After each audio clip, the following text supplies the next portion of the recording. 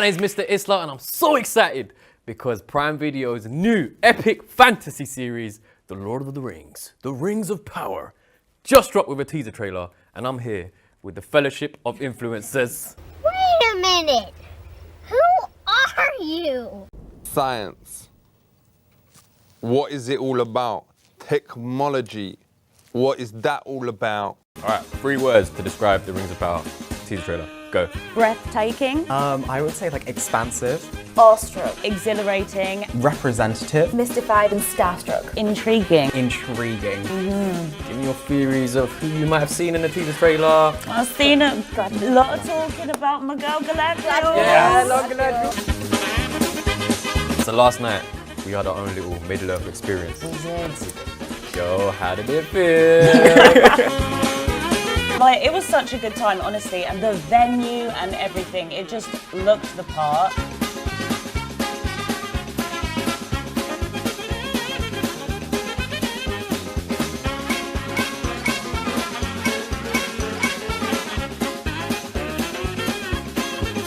Do you think we're going to see another side of Sauron?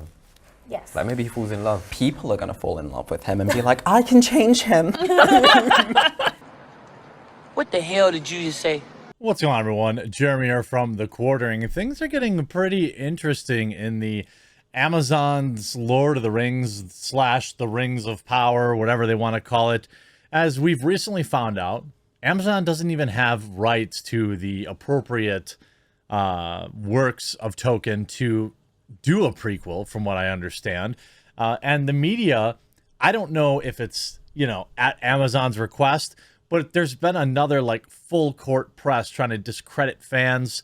But what's interesting is some people are reporting on it objectively as saying, look, people don't like this trailer and this is going to be a huge problem for Amazon.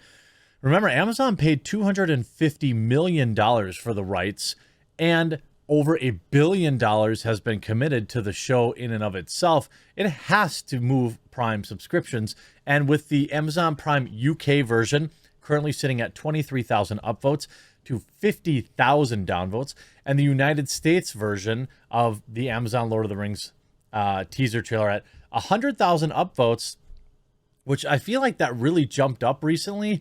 I could be wrong about that, but it feels like it's jumped up. But 116,000 downvotes, and the comment section being absolutely flooded with evil is not capable of creating anything new, which it could be a bot doing it.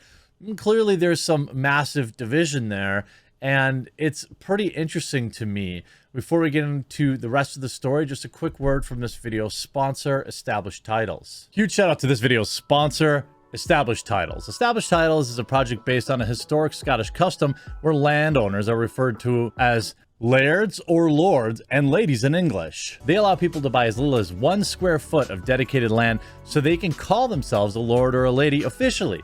In return, they commit to plant a tree with every order and protect the beautiful pristine woodlands of Scotland. Established Titles makes an absolutely amazing gift, and a person could officially get their name changed on documents. Their title pack gives you at least 1 square foot of dedicated land on a private estate and an official certificate with a crest. Established Titles is currently having a really big sale just for you, my subscribers. You can get an additional 10% off any purchase you make with the discount code The Quartering. So click the link below, go to establishedtitles.com/The Quartering and use promo code The Quartering to save an extra 10% today. This article dropped today on the Daily Mail. Go woke, go broke. Why don't people just say get woke, go broke? Go woke, go broke sounds so bad. Respect the Lord of the Rings source material. Lord of the Rings fans in race row as they slam Amazon's $1 billion Rings of Power series, which cast black actors to play dwarves and elves. Fans were divided by the decision to reimagine. Oh, I didn't have the button ready. Oh, let me do it. Critical's got his... Oh, hold on.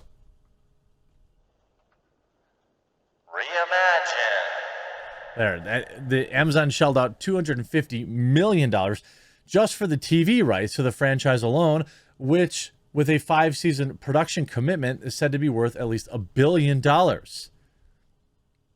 diehard fans of Lord of the Rings are up in arms after seeing the trailer of the new spin-off series, which appears to put diverse, quote, woke ideals ahead of staying true to J.R.R. Tolkien's writing. The first trailer of Amazon's billion-dollar Lord of the Rings, Rings of Power, aired during the Super Bowl on February 13th, ahead of its release on Prime Video on September 2nd. There were a handful of non-white actors in Peter Jackson's film's adaptations of Lord of the Rings and The Hobbit, which some fans think is more true to the world of Middle-earth that Tolkien created in his writing.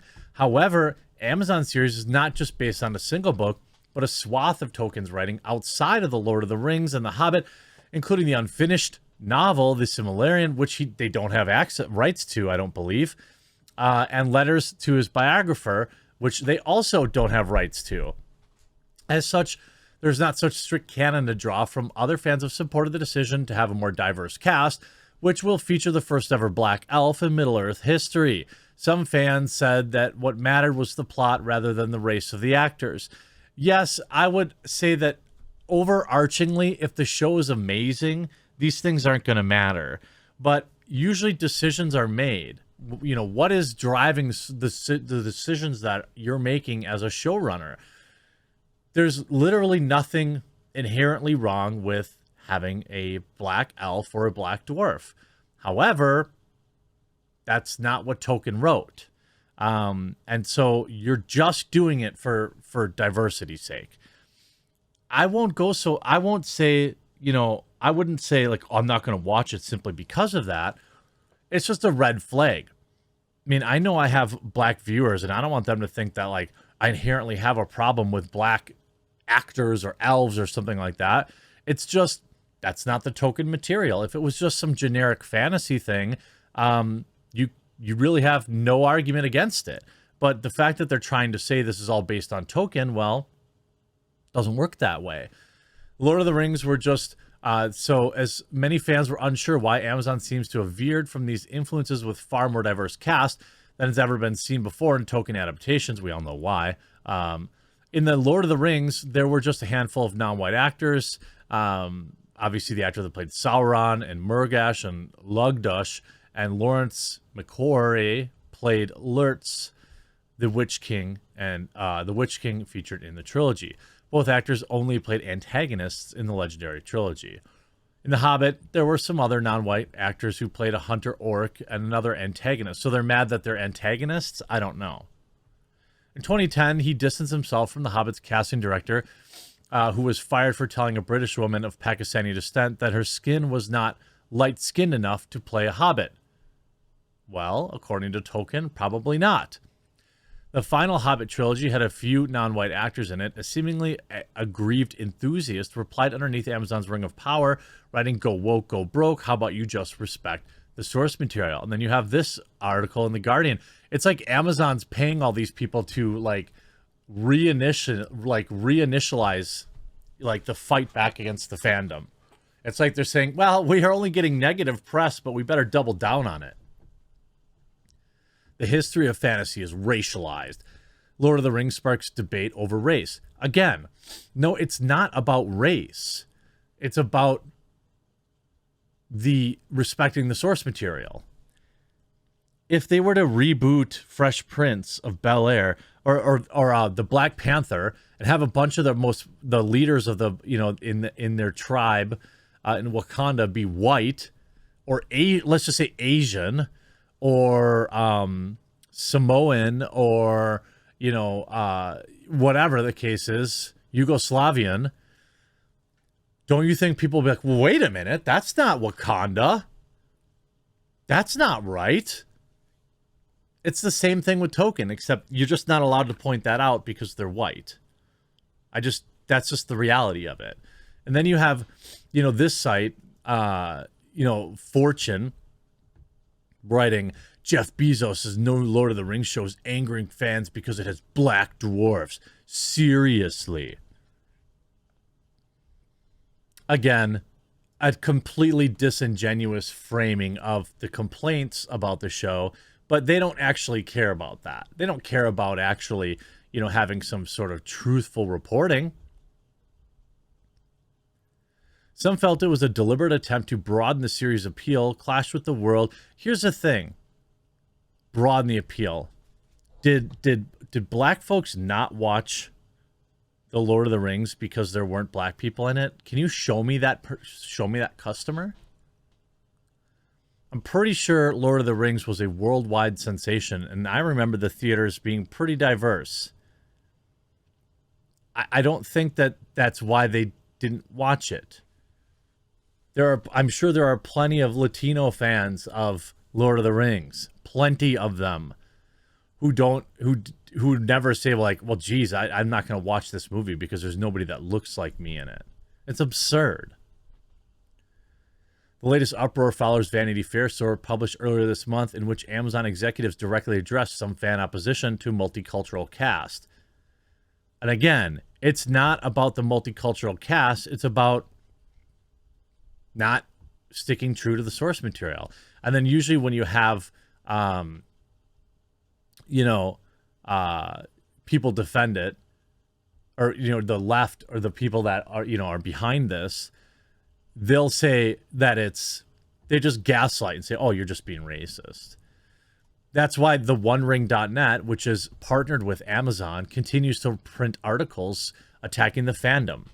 Yeah, that's right. You know how the OneRing.net is a cringe factory on Twitter, obsessing with calling everybody bigots and things like that?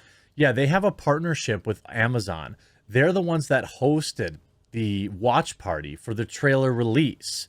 They are on Amazon's payroll, and their website is full of articles that are essentially attacking the fandom and saying, it's such a crappy position to be, arguing from, because no, there isn't anything necessarily wrong with it other than it doesn't stick to the lore. And so you can say, so what? And that's fine. But on top of that, then you have to say you don't care about the lore, and that this really isn't a Tolkien's adaptation, and that this really isn't Lord of the Rings. You have this article from Friday. After calling Lord of the Rings fans racist, woke Lord of the Rings fan site claims to be a safe haven for debate. Again, this company, the One Ring, they work with Amazon. I believe that they've been told that there's been a directive pushed out to push back against this and continue to smear. This issue was dead and buried, and now there's all these new articles on The Guardian and the Daily Mail and the One Ring and Fortune. And perhaps the most embarrassing part of all of this is Amazon was forced to delete, hide, run from this ridiculous hype trailer that they put out, which currently has 34,000 views, okay? They still have comments enabled, which is a gold mine. It has 120 likes. 120 likes for 34,000 views. And you might be saying, okay, well, 7,500 dislikes. 7,500 dislikes compared to 100. It's absolutely a bloodbath.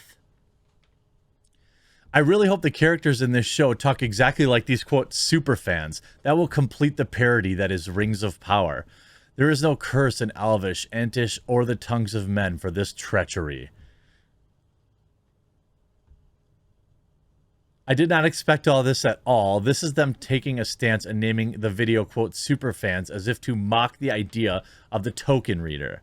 I'm sure these, quote, influencers' opinion of the trailer is not affected at all by being invited by Amazon. Totally genuine reactions. Inviting people to react to your marketing is cringe. So they are super fans of diversity and inclusion, but not token. Wow, I'm stunned. They're actually warning us it's going to get worse. Like, if you have the time to consume 12 minutes of absolute cringe, I highly recommend this because it is literally, who are these people? And they're just taking every talking point from Amazon. It's so funny. So funny. At 10 minutes, 11 seconds, okay, there's a, quote, super fan that has no idea about the origin of the Rings of Power. I'm not kidding. Look at this. You can't make this. Now, remember, these are super fans. I'm gonna teach He's you like, some. yo, Yo, I'm gonna teach I'm you. gonna make a ring right now. What? I'm gonna teach you how to make some rings. I feel like there needs to be a reason for the rings to be made, right? So obviously with the wars happening, and then like, oh, What? You're Lord of the Rings super fans. You don't. What? I can't. I see why Amazon was forced to delete this. An absolute abomination. This is not a good sign for Lord of the Rings. I hope you enjoyed this topic greatly. We'll move right on to the next one and probably another one after that.